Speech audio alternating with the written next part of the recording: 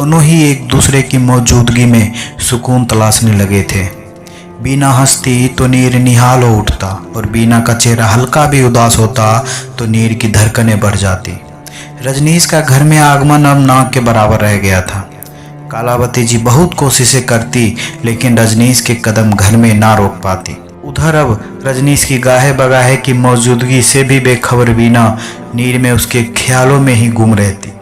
हर पल उसके चेहरे पर अब एक मुस्कुराहट दौड़ती। उसके दूर जाने के ख्याल से ही बीना कांप उठती। नीर विजिटर्स वीजा पर था, उसे तो एक ना एक दिन जाना ही था। ये ख्याल ही बीना को बेकाबू करने के लिए बहुत होता था कि नीर उसे छोड़ जाएगा। उसके मन में जो भावनाएं घर कर गई थी उनका कहना भी नागवार था उसे, और उसे छिपाए रखना नामुमकिन हो रहा था। अपने कमरे में तन्हाइयों से घिरी बीना बस अपने मन को मथती रहती। एक मन कहता कि नीर को सब बता, उसके साथ उड़ जाए पंछी बनकर उस नील गगन में, और दूसरा मन कहता कि ये गलत है, वो किसी और की ब्याहता है। पहला मन कहता कि कैसी ब्याहता, किसकी ब्याहता, वो जिसने कभी मुड़कर ना देखा कि उसके पीछे पीछे कोई बंधी चली आई है।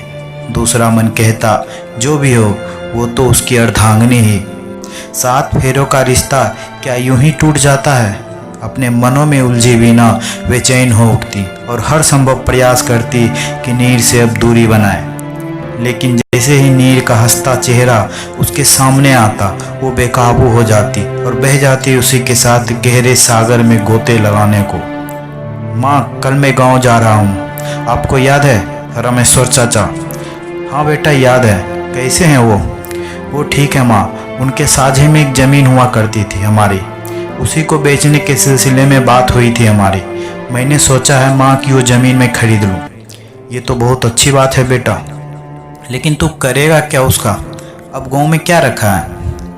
माँ, उस गांव में मेरा बचपन रखा है। मेरी बहुत इच्छा है कि मैं उस गांव में एक अनाथालय खुलवाऊं। जिस तरह आप लोगों ने मेरा बचपन वीरान होने से बचा लिया, उसी तरह मैं किसी एक और बच्चे का बचपन अगर समेट सका तो मेरी खुशनसीबी होगी माँ।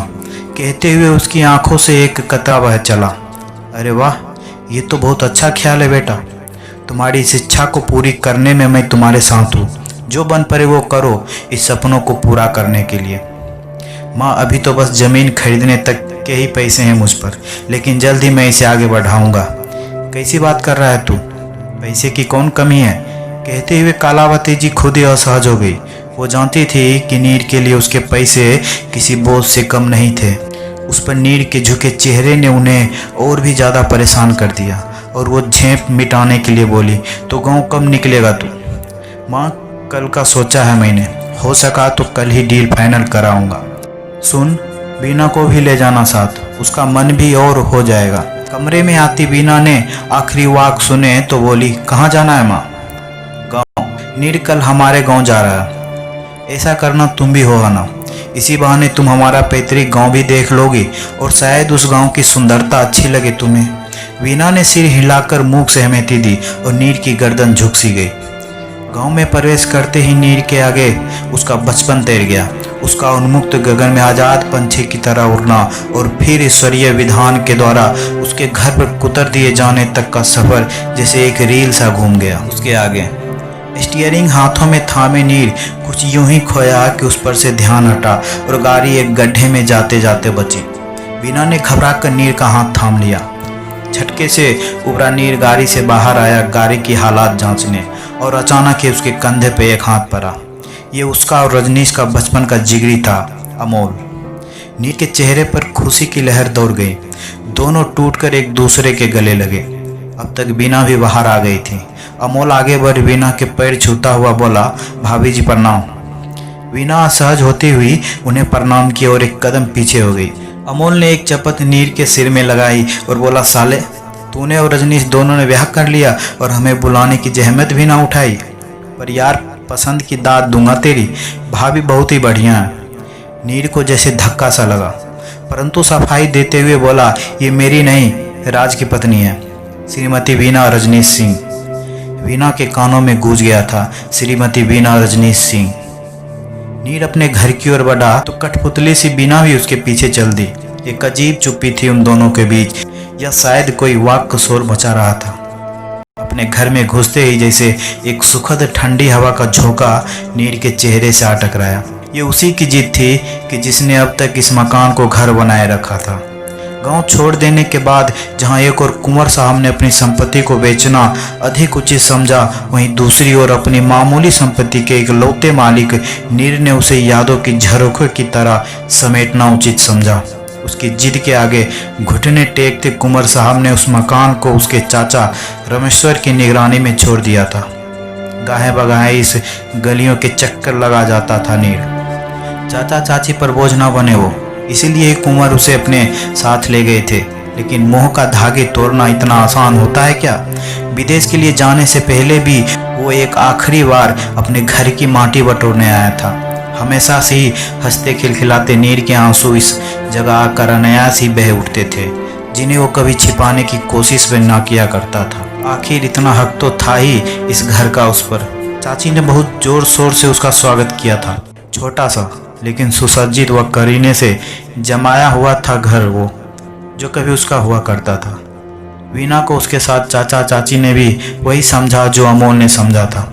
उस पर जब वीना उसके पैर छूने झुकी तो चाची उसे लताड़ती हुई बोली कि छी, अकेले पैर नहीं छूते, आओ जोरे से छुओ। फिर एक झेप छा गई थी दोनों के चेहरे पर। उठता हुआ नीर बोला, चाची मेरी पत्नी नहीं है, ये राज की है।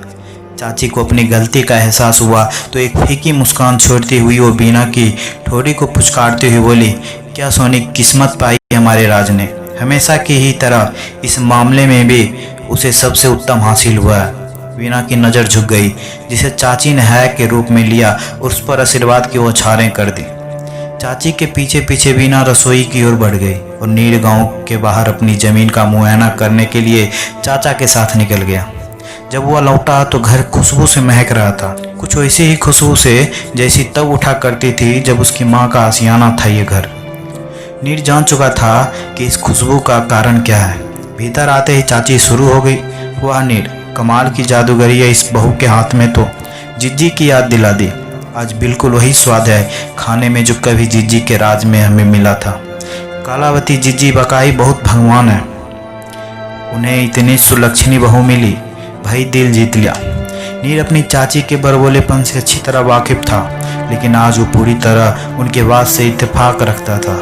मुस्कुराते हुए सब खाने पर बैठे और जैसे कि पहले से ही अंदाजा था, नीर अपनी उंगलियां तक खा जाने को तैयार था। आज यूँ तो वो पिछले कई दिनों से वीना के हाथों का स्वाद चख रहा था, लेकिन आज बात कुछ और ही थी। चाचा चाची के साथ खूब बातें कर नीर वीना को नीचे सोने का कहकर छत पर चढ़ गया।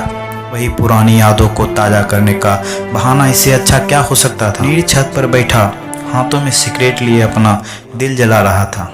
कुछ था जो उसके भीतर ही भीतर साल रहा था, कुछ था जो सपनों को पूरा करने का इंतजार कर रहा था। उसकी आंखें अपने घर से दिखती उस स्कूल की इमारत पर लगी थी जहां उसके और रजनीश ने अपनी बचपन की शिक्षा पाई थी। क्या थे ये वो दोनों और आज क्या हो गए थे? सिगरेट पीना सेहत के लिए हानिकारक है, नीर को खनकती आवाज ने जैसे झकझोरा। क्या करे, गम गलत करने के लिए आज ढलता सूरज नहीं है। ये हवा तो है, समा तो है, मैं भी तो हूँ। पास बैठती वीना ने जैसे ही आखिरी शब्द कहे, नीर ने उसे अजीब निगाहों से देखा। वीना एक पल के लिए असहज हो गई, फिर उसका ध्यान नीर की बहती आंखों पे चला गया। वीना ने जैसे सब कुछ भूलकर नीर का हाथ थाम लिया था।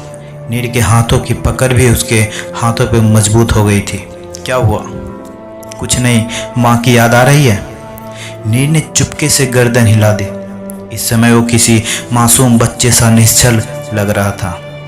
वीना ने उसे मुस्कुराकर देखा और कहा, वो दूर चमकता तारा दिख रहा है? नीर ने हाँ में सिर हिलाया तो वीना ने आगे कहा, वो माँ है, देखो तुम्हें देख रही है, तुम्हें लाड़ प्यार कर रही है और तुम हो कि आंखों से आंसू के साथ उनके लाड़ को भी धूमिल कर रहे हो। नीर ने अपनी नजरें झुका ली। वीना को जितना जानता जा रहा था वो उसे एक साफ और सुलझी हुई स्त्री लगने लगी थी, कुछ ऐसी कि जिसे चाहने को जी चाहे, मन लगाने को जी चाहे। तुम माँ को वापस नहीं ला सकते, लेकिन अपनी खुशियों से उनका दामन जरूर भर सकते हो, कोशिश तो कर ही सकते हो। ये चेन उनकी है ना? नीर ने हाँ में सिर हिलाया। तुम्हें नहीं लगता? जब ये तुम्हारे आंसुओं में भीगती होगी तो माँ के मन पर भी कुछ बूंदें गिर जाती होगी। नीर ने उसे देखा, कितनी प्यारी लग रही थी। वीना की बातें उसके घाव पर मरहम जैसी महसूस दे रही थी उसे।